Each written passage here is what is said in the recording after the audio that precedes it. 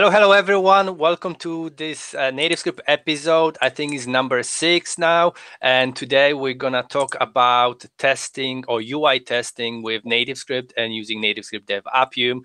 I have a bunch of guests with me. So we have Jeremy over with us. Jeremy, say hi. Can you introduce yourself? Yeah, I'm a NativeScript developer in Chronogolf. I'm based in Montreal. And so I've been recently struggling with DevAppium and all that. So I'm here to show you some tips, guys. Perfect. We also have Svetli from the NativeScript team. Hey, Svetli. Hi, everyone. My name is Svetli, and I work in NativeScript core team. Most of the time, I enjoy develop some plugins and let's say automate things and so on. So I'm here to show you some new features of NativeScript DevAppium plugin, and I hope you enjoy it. Perfect. And we also have Vasco, our chief troublemaker. Thank you, Sebastian. Hello, everybody. Yeah, I'm also an engineer in the NativeScript core team. And I'm very happy to having me. Perfect. So I just want to dive into the topic straight away. So can you tell me more about how we got, why we need UI testing, or how you got about choosing the solution that we have, and what are the kind of the best ways to maybe get started, etc., etc. Okay. Why we need testing? I have no idea who tests at the end. I'm just kidding, just kidding. Okay, guys, you need to test. If you don't want to get any troubles from your customers, you better test your application before go live, and you will spare a lot of troubles. I don't think we need to go so deep, because this should be for everyone clear that testing is one of the most important things if you want to have a stable platform or tool or application or whatever. So first of all, test. Perfect. Yeah, especially everybody knows that releasing a mobile application in the common cases, it means to upload the application in Google Play or iTunes. So it's like if there is an issue, it requires additional time to get the fix on live, because you need to submit the application. It should pass the approval to have approval by Google or Apple. So we should really be careful when we release our mobile applications. Cool. So, okay, so what are the steps for me to actually set up my application so that I could do some testing with it, and how does it work? How does it work?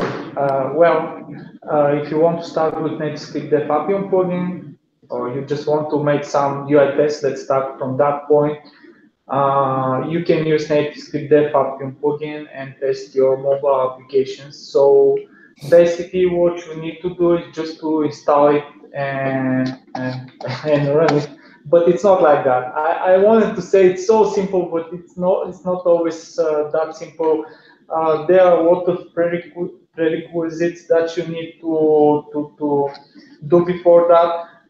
Since we are using Appium, and Appium depends on a lot of dependencies, like packages that you need to have for iOS deployment and many more, and of course for Android. So after installing all these dependencies, after installing Appium plugin, then you're ready to go with NativeScript DevAppium plugin, which is a simple npm package, and you need to install it like npm install -d, and that's all. Maybe Vasco is ready to show you actually on live how to do it. Yeah. Sebastian, if you let me share my screen. Yeah, sure. The focus is on you now, so yeah, you can share the screen and show us. Do you see my screen? Yep. Okay, so I recently updated our README in the repository just to have a note of the packages we need to install. So basically, yes, we need a global Appium installation, and especially for the XT UI test driver for iOS, we need to install a few additional packages which are listed below. We can install them via Homebrew or NPM. And one thing that I haven't documented yet is that recently we introduced so-called mobile devices controller, which we use to communicate with different emulators, simulators, or real devices. So in order to have this communication with the Android emulator, we need also to install telnet, which we can do like brew install telnet. So this is about all the packages that we need to have installed, and I just created a simple TypeScript application, native TypeScript application based on our Hello World template for TypeScript. So I'm gonna change the current directory to the application. So basically we have we have the simplest TypeScript application with native script. Vasco always uses some aliases that nobody knows what they're doing, like LSLA or GS, so don't get scared about aliases from Vasco. These are real commands. Yeah, please excuse me for this, I use a lot of aliases. But what I want to do now is just to npm install save dev native script DevAppium. And this is going to install the Appium plugin as a development dependency store project, install all the dependencies that it requires. Also, it's going to create a folder E2E where it's going to add a simple test and a simple configuration. Yeah, here it is. Let's open it in Visual Studio Code just to take a quick look. So here is the app folder where is our application. Here is the E2E folder where the plugin on its post install added the setup TypeScript file, the simple end-to-end specification, and the config folder which contains the Appium capabilities and the Mocha options. Of course, also we have tsconfig about this folder. So basically, this is what comes with the installation of the plugin, and actually this test is ready to execute. I just need to build my application, which I'm not going to do now because it's going to take time. Anyway, we can just choose any of the configurations that we have in the Appium capabilities JSON file. For example, I have emulator, Android emulator with API level 23. So I'm gonna just say like npm run e2e to pass run type options and choose Android 23 configuration. I'm not executing it right now. We are going to see this in action later during our session. That's pretty cool. Okay, stop my sharing. Cool. So that's pretty much the setup. So in terms of the devices that are there, like I should always kind of expect like the list of emulators that I have on my machine, or is that something that I would have to manually configure if there was an emulator missing?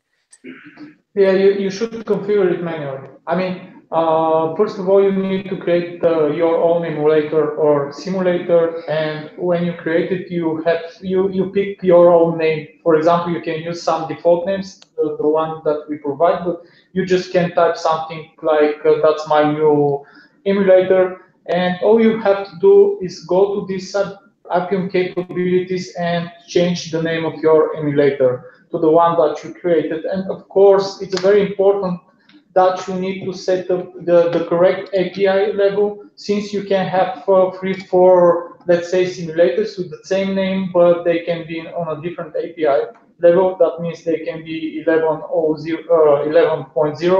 or 11.2 or 10.0. It's something like that. So basically, these things are mandatory in order to parse the right emulator or simulator.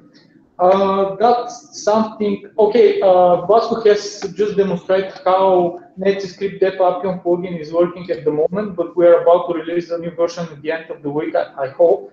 So there you can use the mobile devices controller, which provides us something like message when you try to use emulator or simulator that doesn't exist. He's going to tell you, okay, this one you don't have it, so please use yours, and we'll list all the available devices on your machine.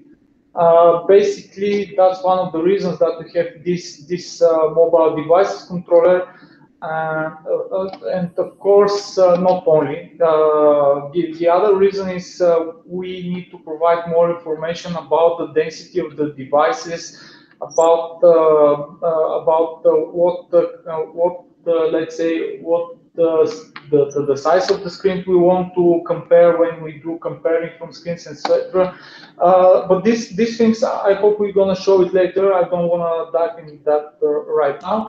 I just want to say, guys, you need to be very careful when you have your capabilities. You need just to watch out for the name, for the IP level version, or it's like a platform version, I think was the exact property in Appium capabilities, device name, and the other ones are not, let's say, not that important, but on some point they are also very important, like adding new comment timeout, or saying when to reset the device, or when to full reset the device, etc. But these things, actually, you can read it in Appium documentation. They are very, very good explained there, and I think if you just sit and read it, you will get clear with it.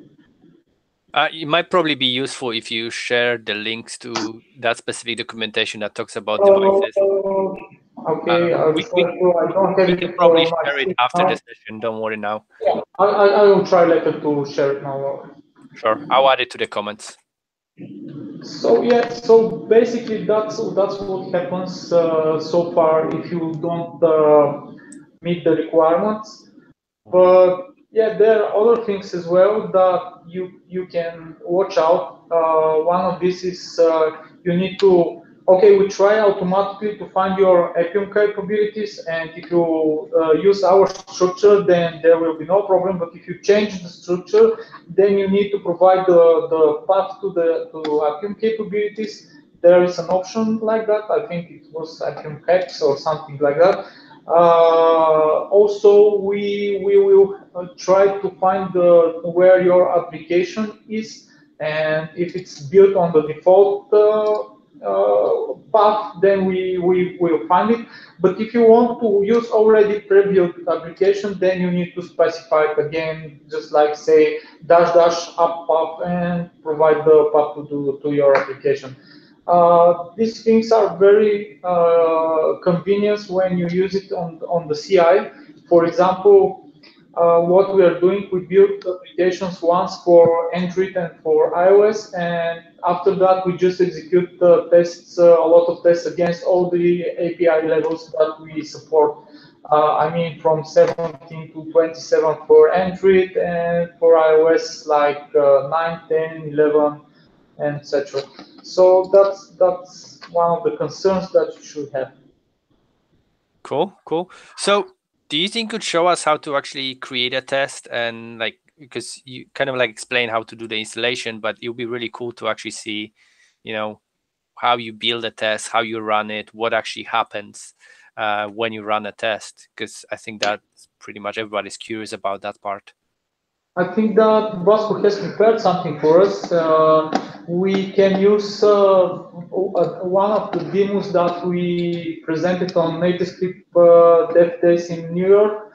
Yeah, let me share my screen again. Yeah, so just go on, Vasco. Okay. Do you see my screen? Yeah, we can see your screen. Okay, so I'm just gonna open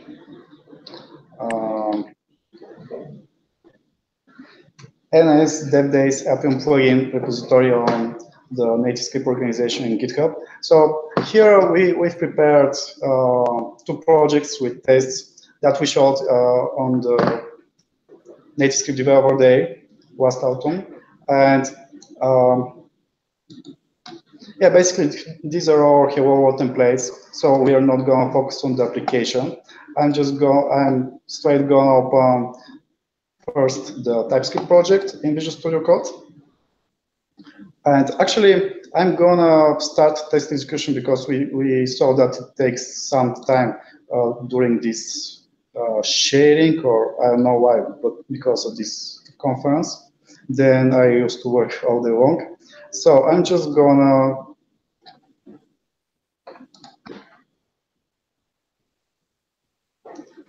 start the command. And in the meantime, we are gonna just take a look at the Visual Studio Code and what we have there. So basically, some of the basic features that come with the NativeScript DevAppium plugin are, for example, that we provide common locators that you can use in order to find elements on both platforms. So I'm just gonna show the emulator. Hey, can I interrupt you for a while? As you can see here, there is a log message, device is already started, and we show that Android devices is started, and what's the name, emulator Android, it's booted, like status is booted, when it started, it is busy, or etc. So those are things that mobile devices controller actually provides, and that's what I was talking about a few minutes ago. Okay, that makes sense. Okay, yeah, so the basic features that comes with the plugin are, for example, common locators, also different find strategies, action, basic action, and gesture support, also some element helpers. So we saw the test. What it did was just to open Hello World application. And, oh, no, not this one, but the TypeScript one. Find the tab button, press it, and find it again with another strategy. Let's look into the code. So basically, we have this find element by text strategy, which allows us to find by text contains or by exact match. We could specify this in search option. Here we have like text contains to find an element by text contains or by exact match. By default, it is exact match. So can I mention just something?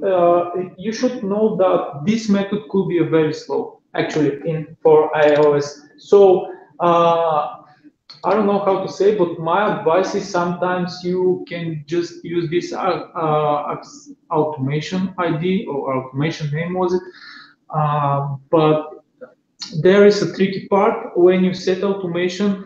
Then you don't expect the automation could of some button. Let's say the text of the button could be some text, and the automation could be my first button. And when you search for this automation test, be careful. You should search for my button, not for the exact text, but for the automation IDs. Because most of the people just don't get it, and they set the some automation text, and then they expect to get the same text like the button.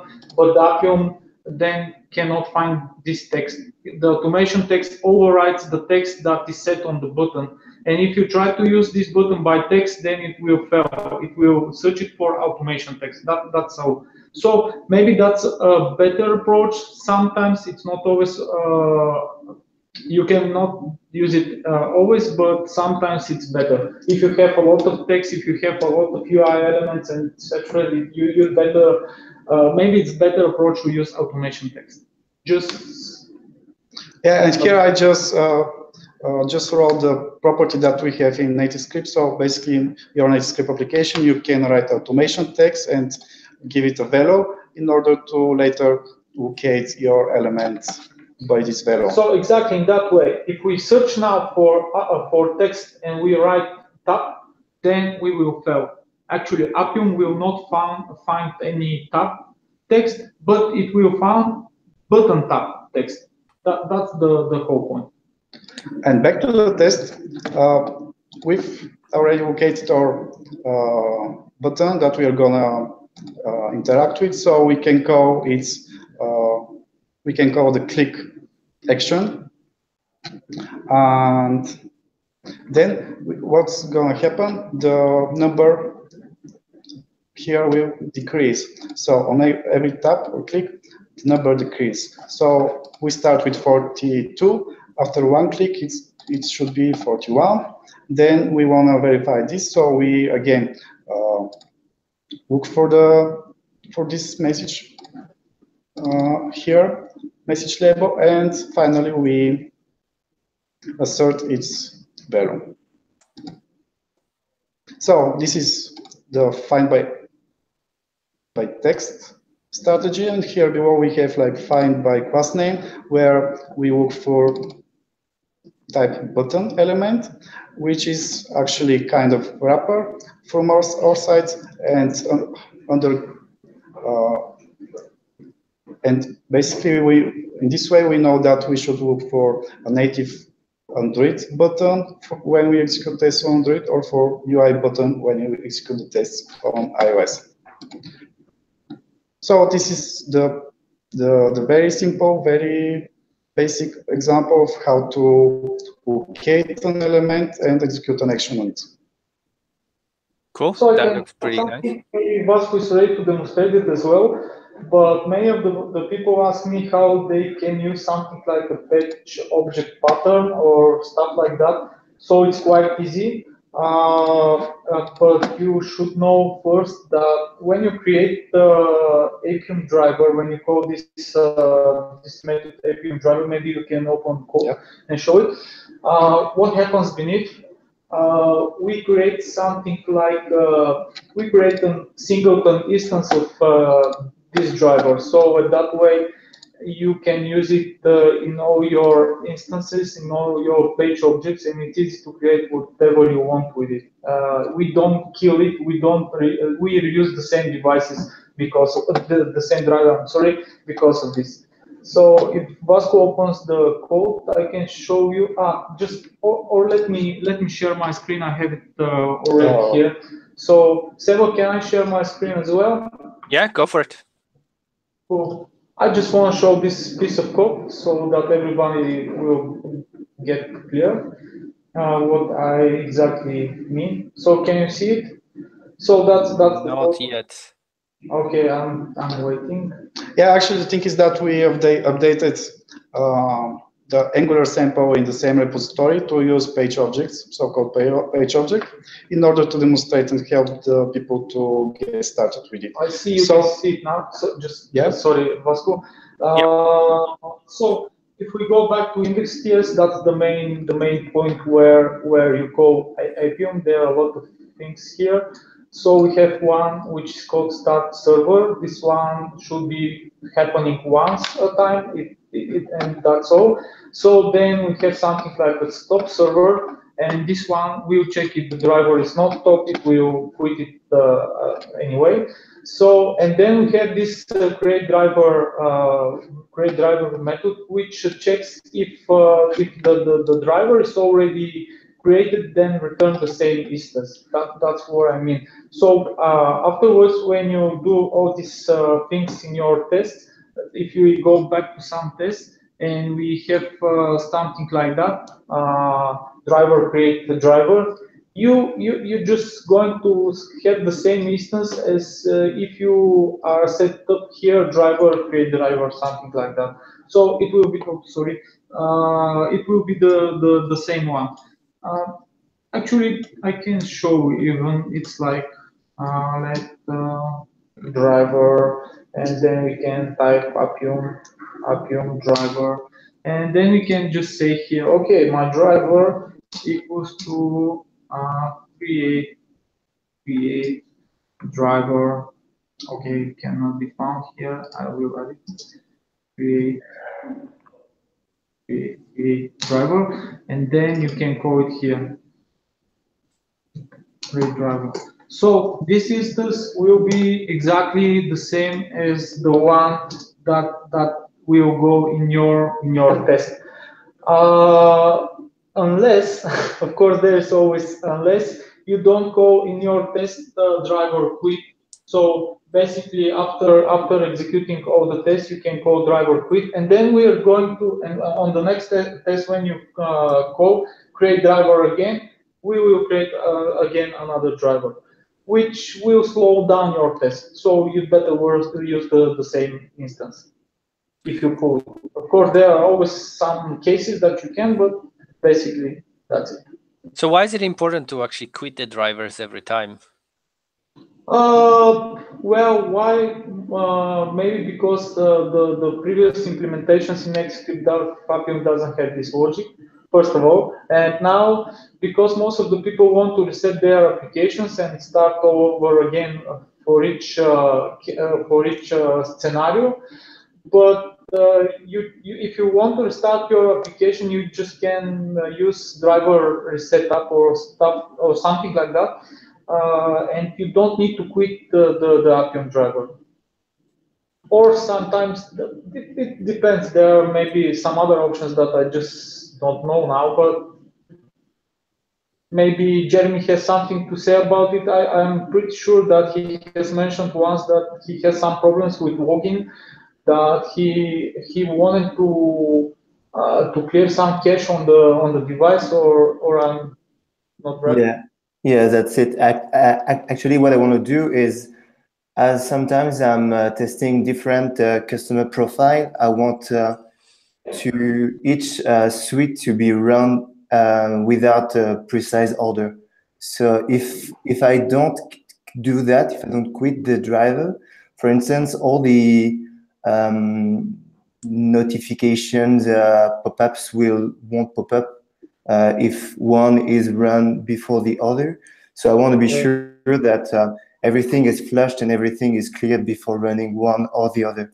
So like that, if I rename or if I move something later in the future, it won't be related to which one was supposed to be run first. So yeah, basically that's another scenario that we have. So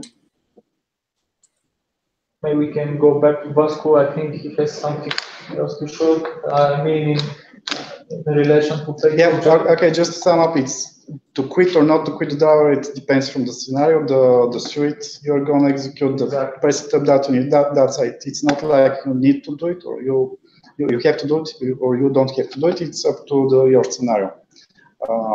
So I just wanted to get back again to the repository with demos. If we go to the Angular project, once again we updated it to use page objects. So I'm straight going to open it in Visual Studio Code. So I guess most of the audience already seen the Angular template. Basically, here we have like list view with the players of Barcelona, and when you choose an item, it goes to its details, and yeah, that's the template. So what do we have here? It's like we have class home, which is our list view, actually our homepage, the first screen that you see when you start the applications, where we have like methods like loaded and find player, for example, as well as tap on player. And we are going to see them in the test. And when you go again to the details of a player, we have created this details class, where again we have this loaded method, and to assert matches that the player information is displayed, and also compare screen assertion. My favorite, and I think Vasco's too. Yeah, so let's see how the test looks. So basically, we declare our driver details and home instances, create new instances of these classes, and of course we pass the driver to the details and home classes. And yeah, we are ready to write the test. Basically, when the application is launched, we verify that the home screen is loaded. We tap on a player, and here we have like a num with a few players that we need, and then verify that the details page is loaded and execute our assertion methods. Two things I want to pay attention here: this tap on player method, where we have this scroll to method, which kind of scrolls until it finds the element it's looking for. So it's basically a precise scrolling. That's why it's kind of slower, but in such distributed scenarios, it's very, very helpful. That's one thing. And the other thing is that here in compare screen, we make a screen comparison of the whole screen. And also we have like different kinds of image verification. We can verify the whole screen, or we can verify rectangle or part of the screen. Yeah, if I'm gonna start the test, it's gonna take some time to execute. Again, it's running slower than usual because of the sharing and the webinar. So while this is running, I have a question then. So you doing like image comparison after you navigated to that page. How do we place the image in there in the first place? Like how does it, where does it come from? Yeah, thanks for the question. Yeah, here is the test. The one, yeah, just gonna describe what's going on, and then answer your question. The application launch. So this is the scroll to method I've mentioned. So basically, we want to scroll to the bottom to find the last player, and tap on it. Then verify its details, his details. So we are almost at the top. One more scroll. So yeah, here is Mosip is the last one. We found it, we tap on it, and execute the verifications. So back to your question, where does the images for image verification came from? The structure that we set in the plugin is that we create this resource folder. Actually, if you write this method compare screen and you don't have any image, what this method is going to do is going to create this resources folder with images subfolder, and yeah, basically we are going to create this paths of directories where we are going to make a screenshot for you there. So basically what we have resources, inside we have images, the name of the application, and here we have the device we are going to execute. So I'm running on emulator API 23 default. So here is our image.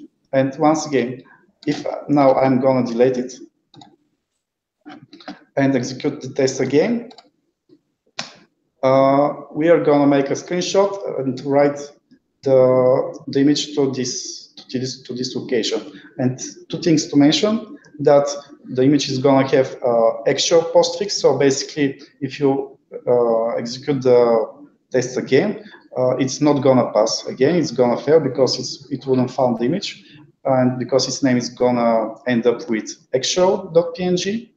And then the second thing is that now executing the test, as we don't have already image, it's going to fail. And it's going to fail, yeah, because we don't have the image. and that's why we write it to the file system.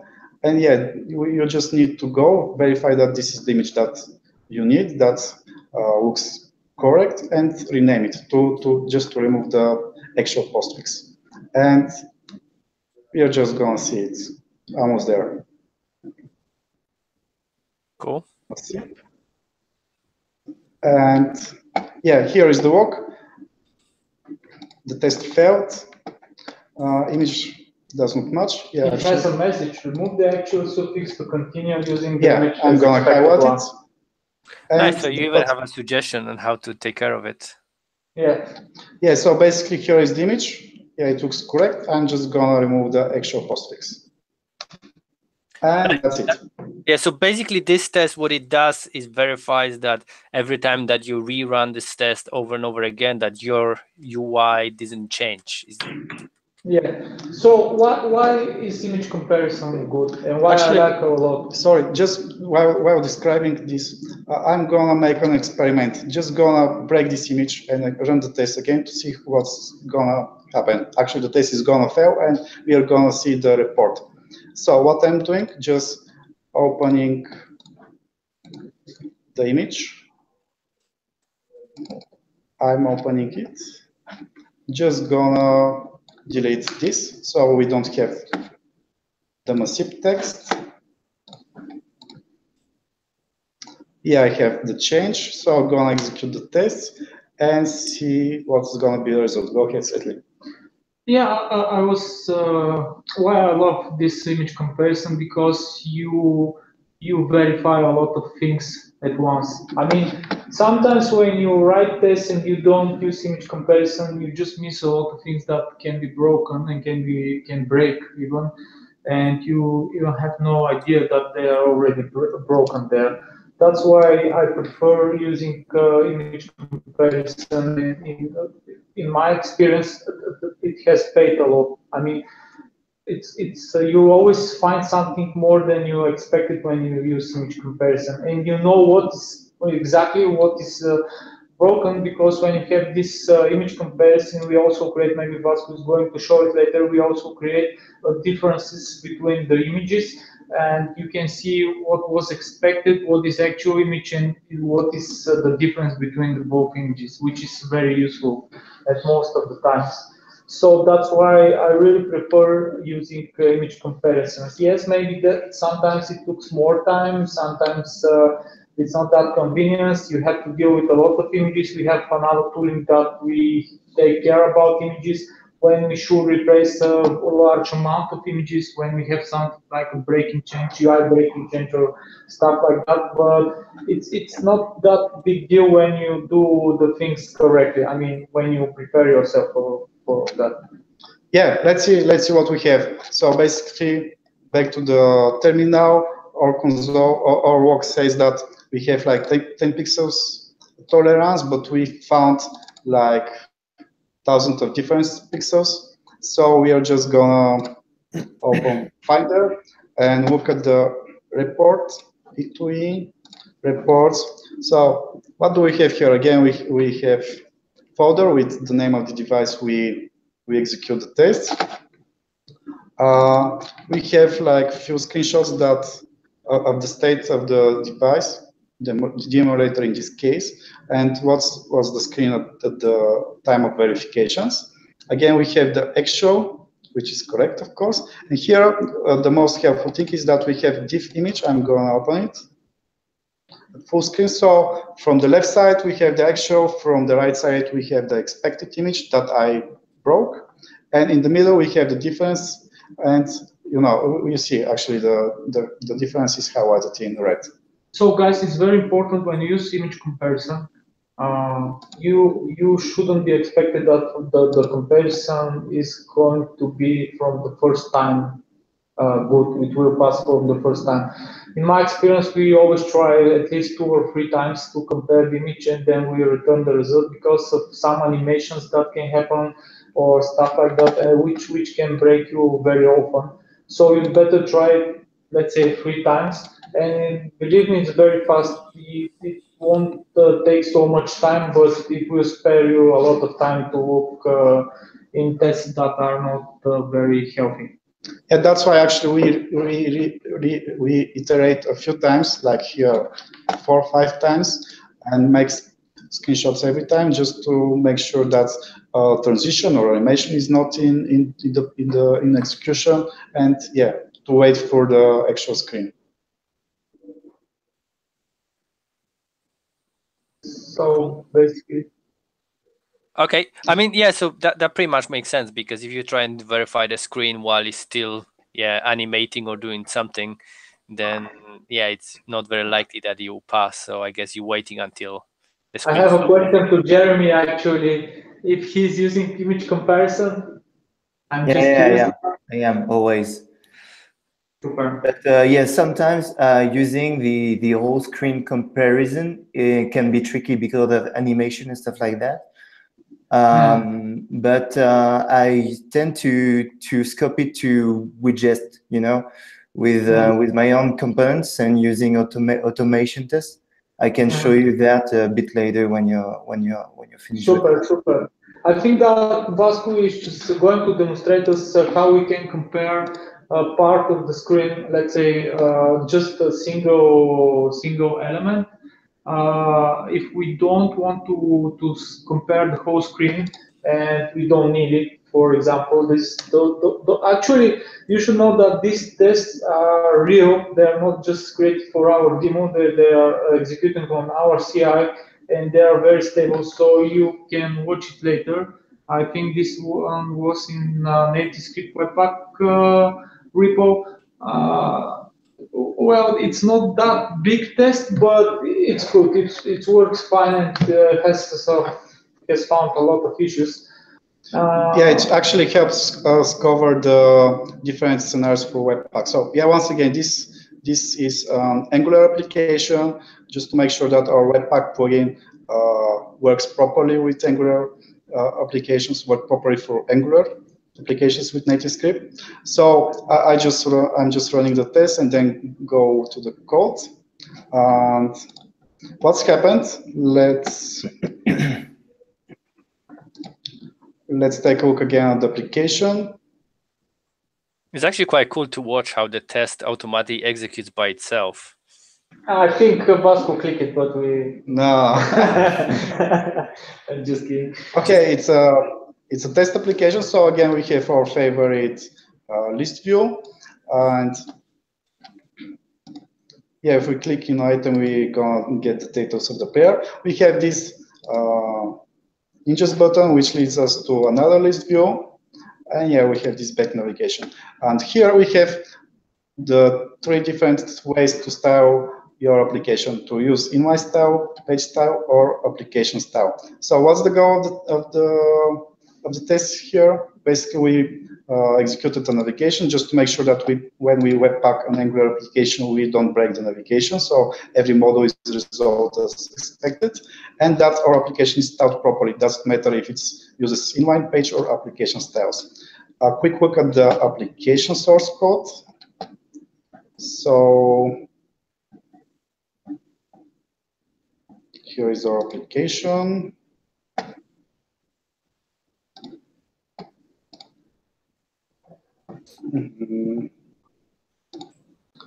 Application model.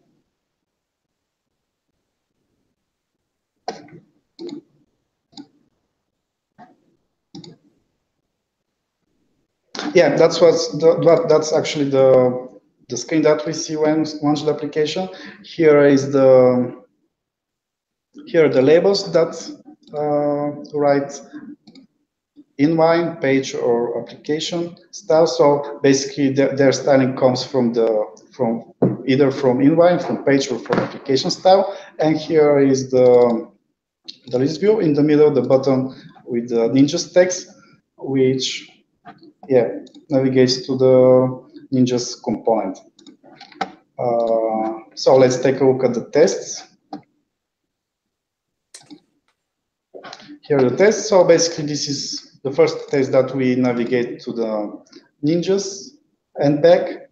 And here is actually data-driven test, which verifies the little squares on the screen. Let me open again the application. So basically, we just verify this little green square with an image, and yeah, that's enough to know that the application is installed properly. So how do we do this? We use the compare element method we have in the Appium plugin. So we pass the element we need to get and the name of the picture that we want to verify.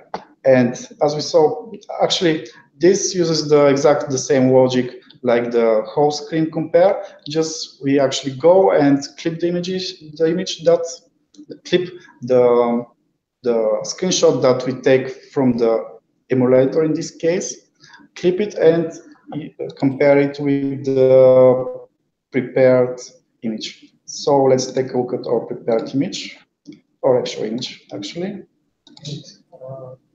Oops, it's below in resources, images, Angular application. I think it should be in Android or yes, in Android. And actually, we made we wrote additional logic that basically this image it's fixed, and actually if you execute this, the app is written like this, that doesn't matter of resolution, this square is gonna have exactly the same size on each emulator or device. So basically we can use this only image to compare it on all kinds of devices. That's why we put it on common Android folder to use it for any kind of Android device, and similar for iOS.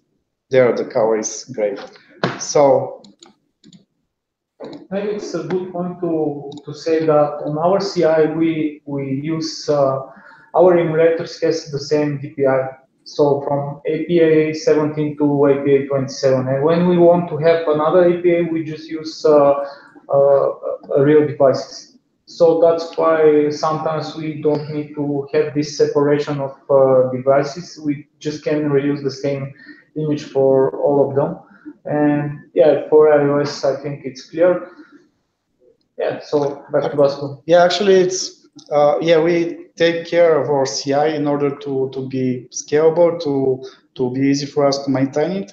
But again, once again, this test it's gonna run doesn't matter what device you're gonna touch. So it's easier for our team. Doesn't matter who of the developers or QAs just take a device, want to check out that his changes on the web plugin work. So just take any device or launch any emulator, execute the test, and it's gonna work. So quickly, can you run a test on multiple devices, like in one go, or do I have to execute each test separately? No, you can. Actually, you can, but you need to open on different terminals and just use free for instance of terminal, and you can run how much your machine allows you. I mean, okay, if we go back to our CI, I mean, we use Jenkins, and there we have like a slave which can be on which can be triggered like 5 or 6 builds simultaneously, jobs simultaneously. And in order to be able to reuse all those devices and to know Appium which device Appium can use, we created something like I call it NS server. So that's a server that tells us which device we particularly have for this job. Maybe I can show you later if we have time. But the point is you can, but it depends on your machine and what you expect. I mean, it's always more devices, more slower. It's like that. If you don't have enough RAM, RAM and stuff like that, then it will be slow, maybe it will be flaky, and etc. Cool, makes sense. I think. Go on. Yeah. No, just go on. Sorry. So there was one question I think you kind of mentioned already, but we want to make like just iterate that. So you can test on both emulators and real machines, right? Like real Android and iOS devices. Yeah, I know on real devices. That's very important.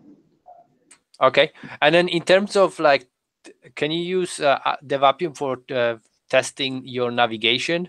That after you, let's say you were on page A and then you click something and you went to page B, is that what you use it for as well? Of course, that's one of the main purposes. You have first page. I mean, we have a lot of tests that covers exactly such scenarios which are related to navigation. Vasco has recently created a test for modal navigation. We call it. It's in native-script repo, which uses native-script DevAppium plugin, and maybe he can show us one or two examples as well. Which we use navigation. Okay, you should know that these tests are in native-script master branch, since it's not released official. It's a feature also of native-script. All these modal navigations, different route. You can use different routes there, like frame route, page route, and etc. So maybe Vasco is going to show a demo. Yeah, just want to say that even in our in the demo that we just saw, we navigate to the Ninjas component and then go back. So yeah, I mean. Can you show it again? I don't think I was focused on you. Sorry. So he can, yeah. So just once again, even the latest test that I run, it navigates when press the Ninjas button. It navigates to Ninjas component, and when press the go back button, navigates back to the initial screen of the application. So even we already saw it, and as a kind of preview to what is coming in native-script 4 from the models perspective. Yeah, the big feature with native-script 4.0 is going to be so-called flexible navigation. So once again, I'm going to start the tests and explaining while they are executing and checking out the code later. So basically with the next major release of native-script, we are gonna allow the users to use different application routes. So you can use frame as a application route, or you can use tab view, side drawer, and this allows you to achieve some very common scenarios, and then navigate inside the tab view, for example, or the side drawer. So what do we have here? We have a tab view as a route and a few buttons that actually execute navigation in the different ways that we can navigate. For example, using a frame or using a page, and so on. And what else do we do? Just actually, this is our test example, just to make sure that all of these navigations work. And very important here, we do a few things. First, we change the don't keep activities setting in developer options of the emulator to make sure that we test with don't keep activities turned on. And then on each step of the test execution, at each step of the application, we minimize and restore the application. I'm just going to open it once again. So here is our tab view. We have two tabs, first and second. And for example, when we tap on the first button, it's going to show us a page, model page with using a frame. So here what does the test do? It minimizes the app and then restores it, and so on with each state of the application. And let's take a look at the code. So basically, here we have like a lot of navigations, like 2-3 levels deeper, and we also have, as a side note, we have also our UI test application in the native-script repo, which is again specifically built for our test purposes. And there we again do a lot of navigations. So basically, it's a common scenario to use our native-script DevAppium plugin for navigations. So here is the application. A quick a quick look at the application itself. So basically here in the app.ts, with NativeScript 4.0, we are going to have this application.run, which is going to allow you to specify the model to start your application. And up until now, we have the start method. So now we are introducing this run method. So what we say here, let's our application run the tap root. Here is our tap root. It contains tab view as a root element, and in its first tab view item, we load the home page. So basically here are our buttons that, looking at the code behind, execute different navigations. For example, we create a new frame and then navigate to another page, another model page, or we use the show model method, and so on. Once again, this application is already in the master branch of the NativeScript, so everyone can check it out. And now let's take a look at the tests. The tests that we executed are here, and yeah, just to pay attention in the setup, when we start the Appium server, then yeah, we create the driver, and here we set don't keep activities to true before executing our tests. Respectively, we turn it off when we are done. So let's just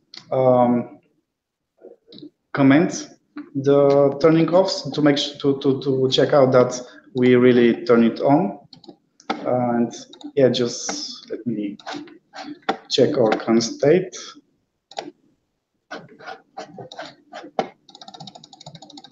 For this go, I'm gonna enable developer options of this emulator.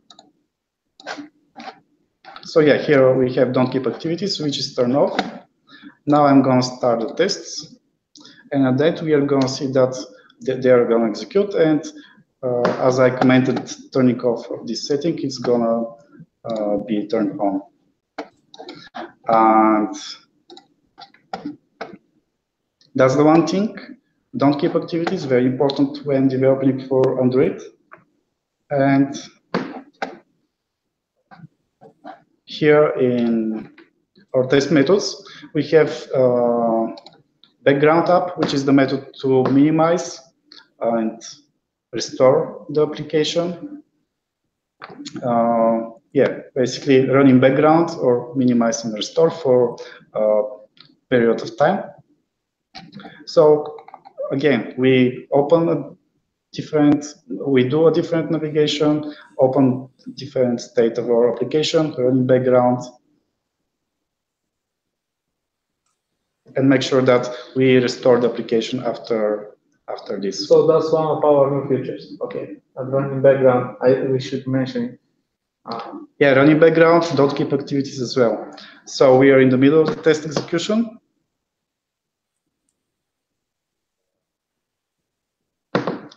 And yeah,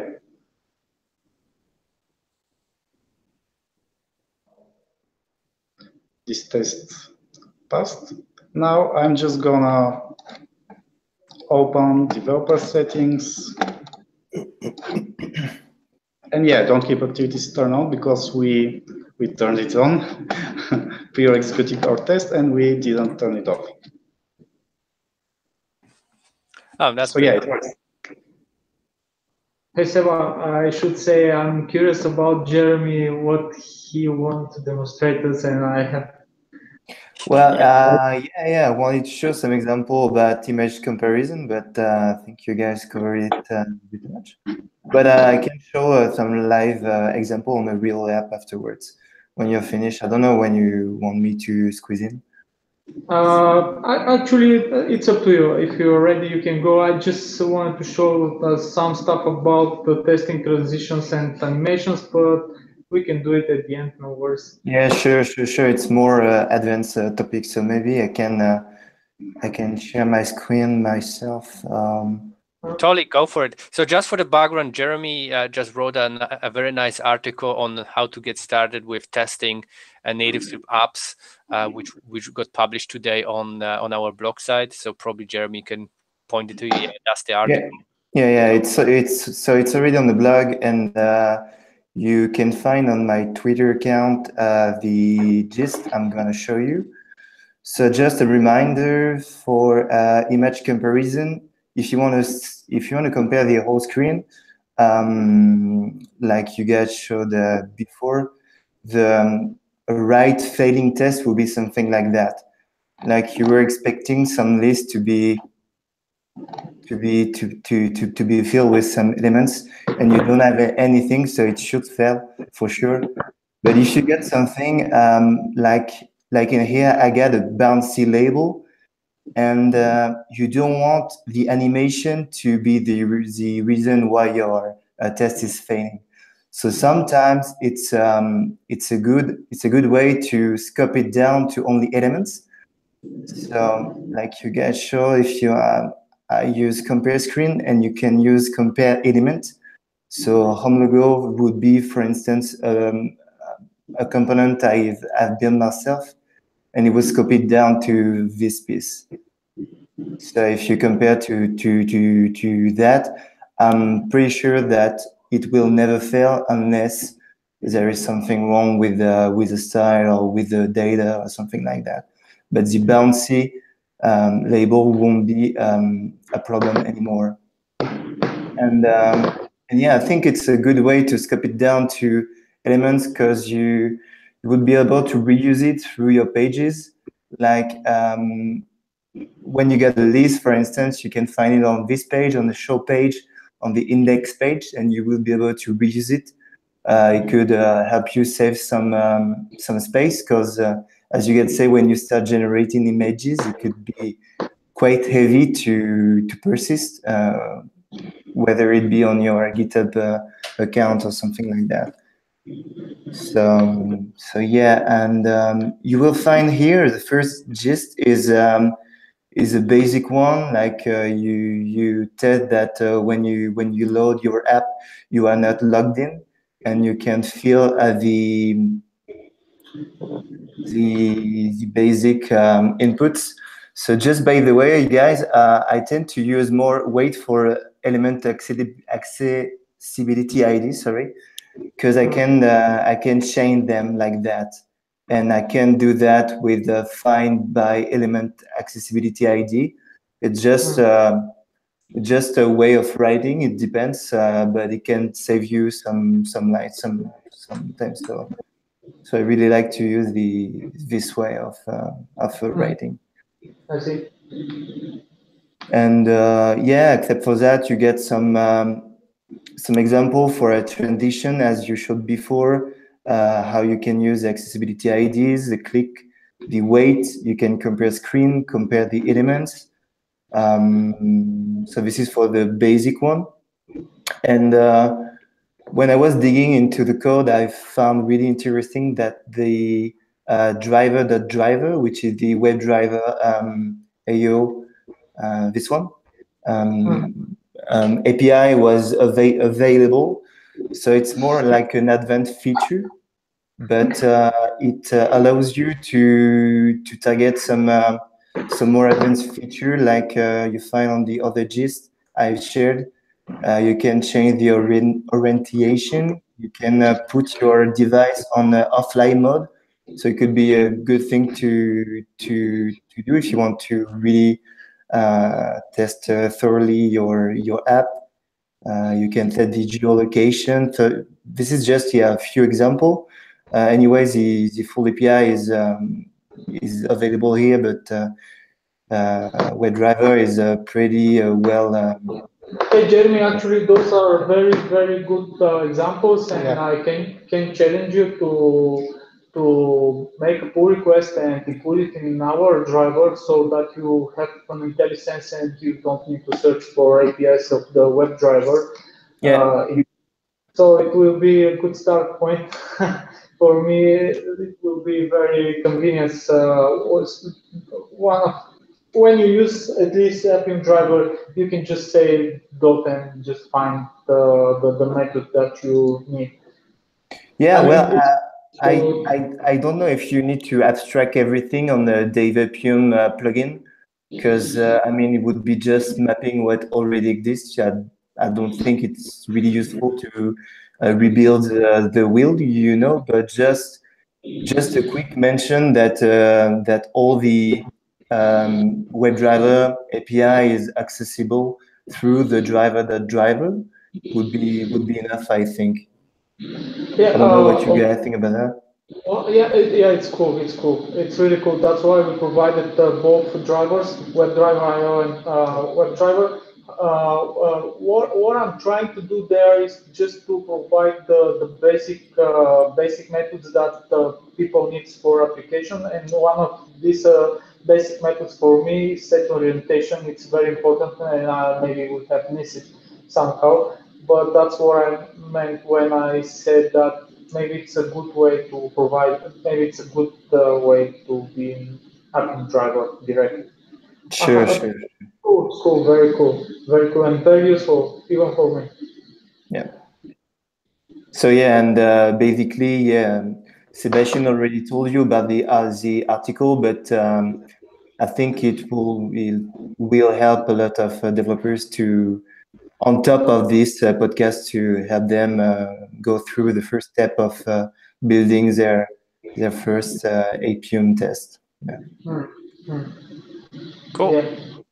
So just very quickly, while I have the attention for now, I want to share my screen to show you some of the resources that you could probably use. So the article, you should be able to see my screen now. So yeah, that's the article that Jeremy mentioned. You could just go to our blogs and search for "Start Testing Your NativeScript Apps Properly."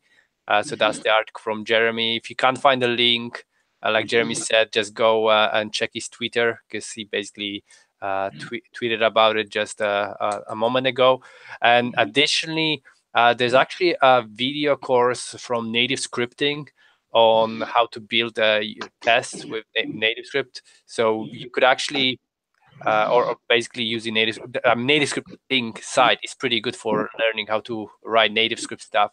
And for today only, Alex actually sent me a special code.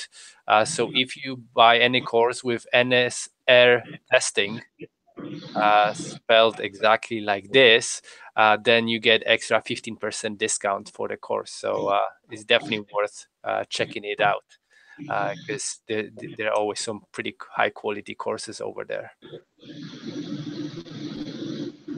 Cool. So that's all I wanted to share. I just saw some metrics in NPM JS. The DevAppium plugin has about 4,000 downloads in the last week, so that's pretty cool, and more than 9,000 in the last month. So it's getting more and more attention on it. Yeah, we can go back to Jeremy, or if you. Well, I'm not gonna go much deeper into image comparison. I think we covered it up. If you wanna, guys, wanna go through with the animation, it's Cool. Okay. So I'm going to share my screen, and let's see what happens with the animations test. Let me try it. Share. No, it doesn't allow me. Hey, Sebo, have I shared my screen or not? I can't see your screen yet. You have just go to the left of the screen. Use the green button.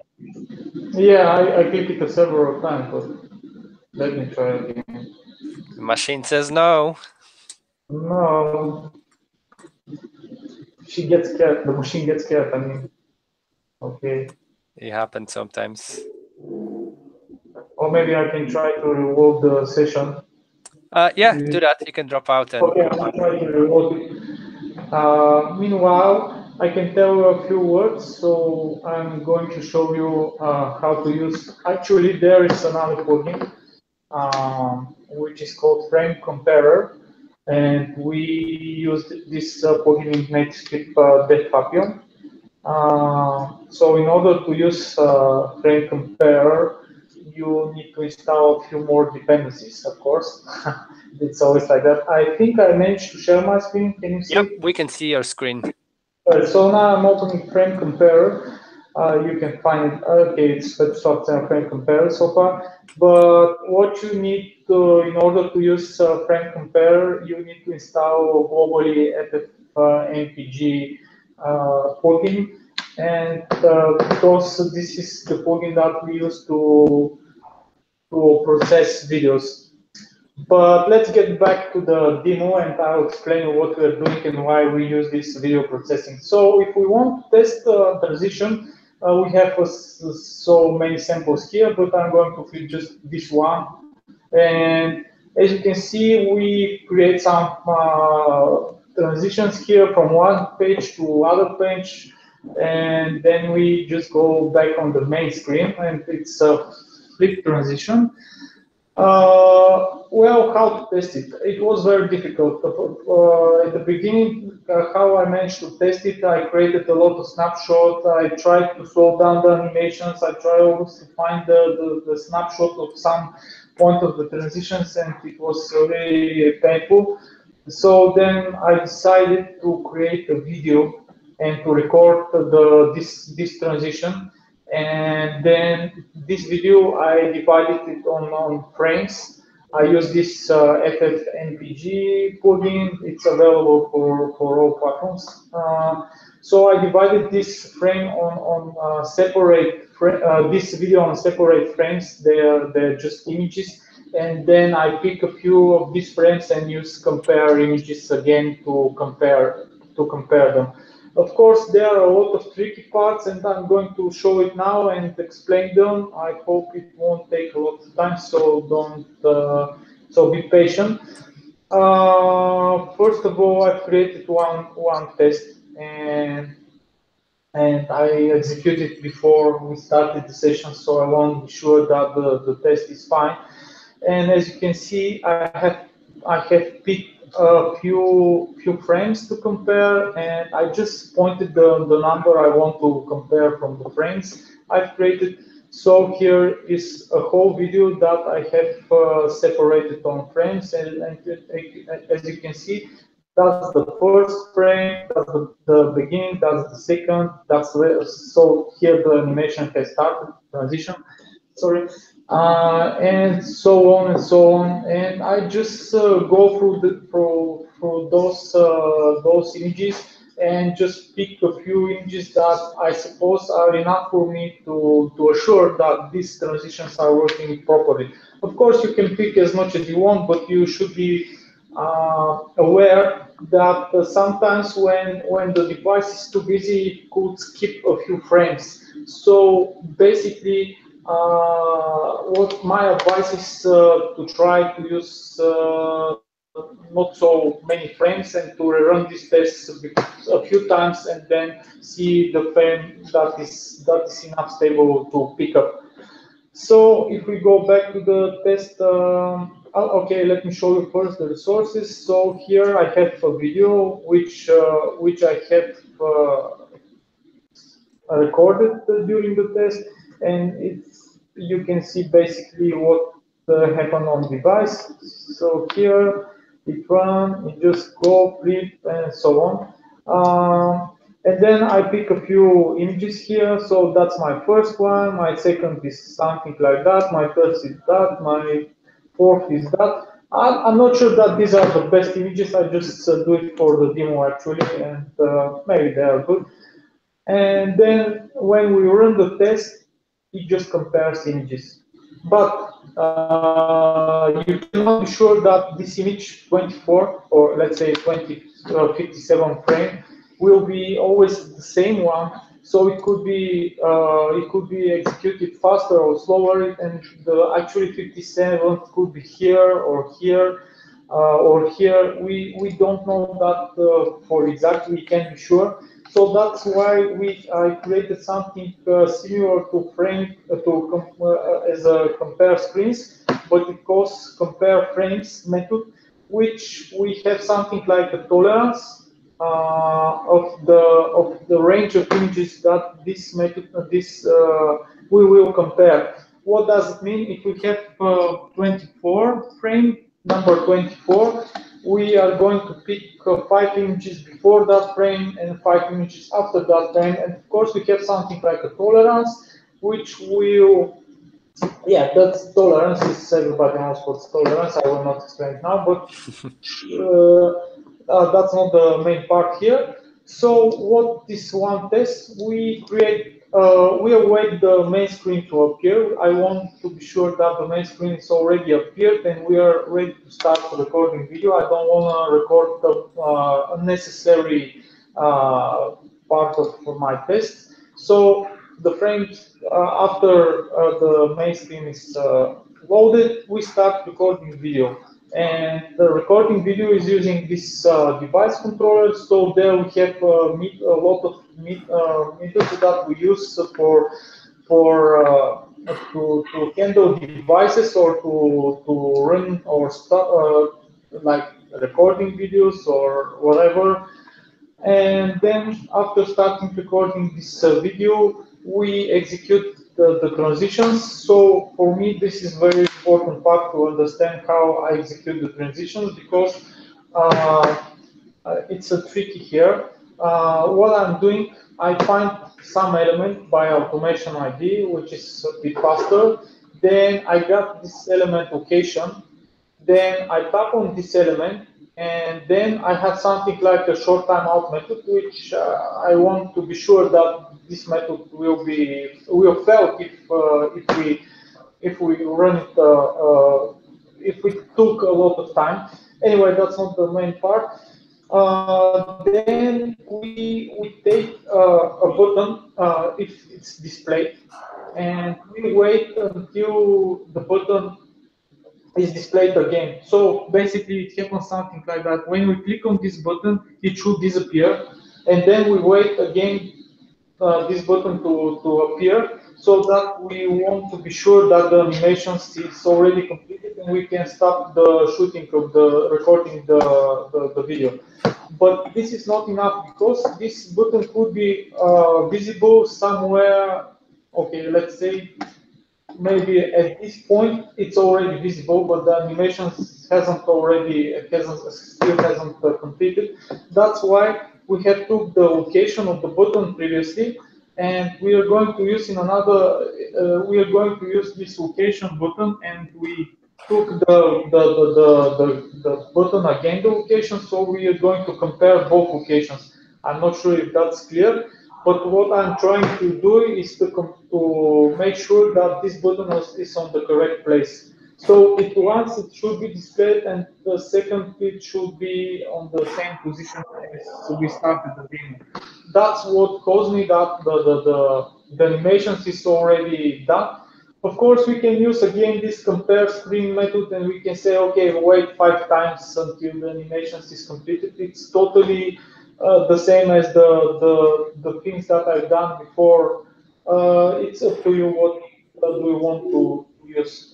So then what we are doing, we go back to the tests. After we assert that we have already finished with the transitions, we just stop recording the video, and we are going to use frame compare to process the video. So we need to specify the path where the video is recorded. We need to specify some name of the frames that,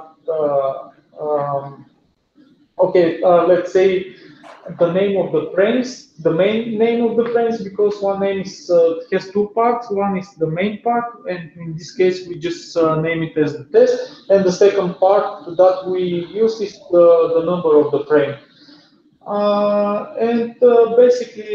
Basically that's it. And then we call this compare frames method that I showed you previously. which compare frames, and then we assert that all those frames are green.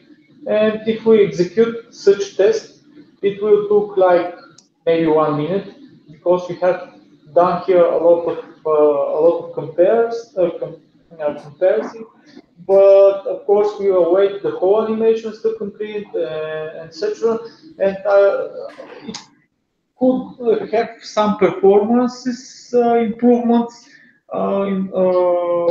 where I'm working on now. Like when we do this comparison, we can do it all at once, not wait each comparison, because we have already the video, we have already the frames, we have everything we need, so we don't need to execute them once.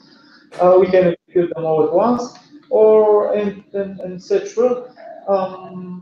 What is very important is how do I create this test, and how did I pick all those images. I just run the test without comparing, something like that, and I took all those images. I'm sorry, it fails for some reason. I'm not sure why, but I took all those images afterwards, and I just go and pick the frames actually. And that's almost everything about frame comparing. And it's nothing special than image comparison, except that we just make one video as a frames, and that's all. I think that this time we should start and make this comparison, unless I have break something in the last moment. I'm not sure really, but it doesn't matter actually. It happens sometimes.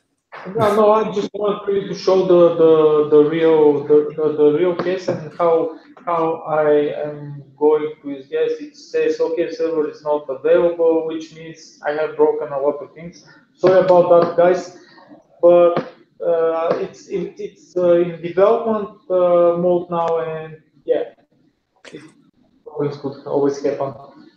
Cool. So in terms of the features for the testing of animations and frames, etc., is that already available, or is that about to be released? I hope that it's going to be available at the end of the week. As I told you at the beginning of the meeting, I hope that we're going to release the next official version of Netscape DevAppium plugin, and it will include all these new features. One of them is the Vasco mentioned, for running background, for comparing some parts of screen, and the other one is testing transitions. Also, we have something released, but let's say a little bit. It's not so loud because I'm not sure that the people is going to use it. This one is native script server, which we use in our CI to handle multiple devices and running multiple tests on one single slave and stuff like that. But you should be careful, because if you use some clouds to run your test, like I don't know, SourceWap or whatever, I don't want to mention all of them, then this mobile device controller will not work there, since there is another implementations or installations of Android or iOS. So you should use, there is a flag that I think I haven't mentioned, but it's very important to mention it. And this one was something like, let me just take a look, because I really don't remember all the things, but should be something like ignore device controller. Let me find my cursor. Just a second. Yeah, exactly. Ignore device controller. Ignore device It's controller. in our README, also in the source code. Yeah, so you can find it in our README. So it's very convenient when you use this device, when you use NativeScript DevAppium plugin on some clouds. Yeah, very, very good. Note that the plugin can be easily integrated with SourceWatch, for example. Actually, Jeremy has his tests running on Circus AI, right? Yeah, I do. But yeah, there is a lot of talk to do on the automation of your test. But I think it could be another story, another part to talk about it. It's quite there is quite a lot of process and a lot of setup to do. But if you want more information about that, yeah, there is a part on the article that explains how to automate all your builds. But I think that keeping it to how to build and run your suite is a nice first step. Super. I think we also have provided a link to a demo of ours for Facebook plugin for NetScript. It's also available in SourceFab. So it's good. It's good to be used. It just I don't know how to say, but it has its limitations. So we basically use our own machines for testing for most of the things. Not only because of images. Let's imagine we have more than 10,000 images that we use for testing purposes, and those images are on a separate storage, which is more convenience for us. We don't want to download like 1,000 of images each time we do some tests or stuff like that. It takes too much time, and I think also effort. So that's why we do it on our own CI. Cool. So we actually have a whole episode actually planned for a CI, and it'll be yours truly, Jeremy, helping us and showing kind of like how he goes about setting up. So I think the date we have penciled in is 10th of April. So we definitely be getting a lot deeper into that topic. But yeah, rest assured, CI with DevAppium is actually more than possible. It's not even that very difficult thing to do.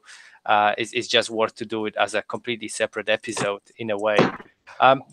We probably have to wrap up in a couple of minutes, but I just have a couple of questions, just Jeremy at the moment. So in terms of like your experiences, like how did you rate like the learning curve? Was it something that was easy to get into, or was it difficult? Like what was your learning process in a way? I'm just curious.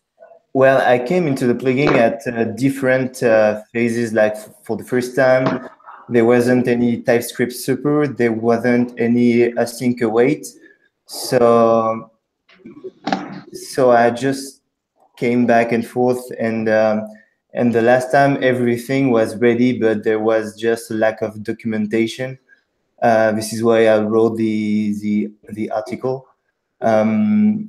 I mean, apart from that, once you've succeeded to write your first test, your first suite, it's quite easy. I mean, with the image comparison, it's in a few lines of code. It's easy to click on a button, wait for the transition, just do a screenshot, and that's it.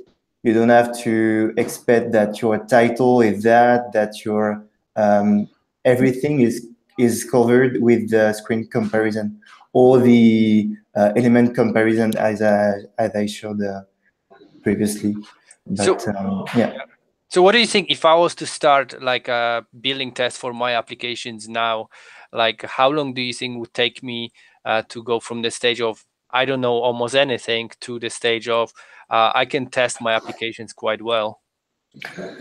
Well, it always depends on how big your application is, but I think that it won't be so hard to cover a whole app in a day or so, something like that. What wow! So you think that I could actually learn most of the stuff even in a day? Yeah, because I think now you get some example you can lean onto. But what would be the most time consuming would be the generation of the assets, of the images, because you have to run your suite more than once to get the right images, the right screenshot. But after that, it's the writing is simple.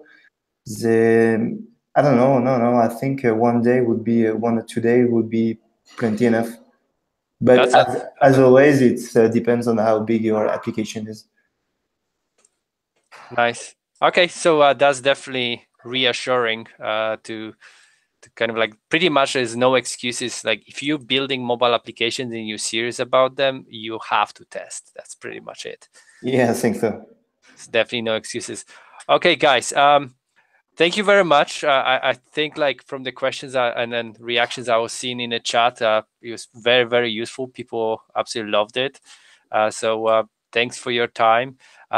Please send me links to any materials that were useful, and I will paste them in the description of this episode so that everyone can go and check it.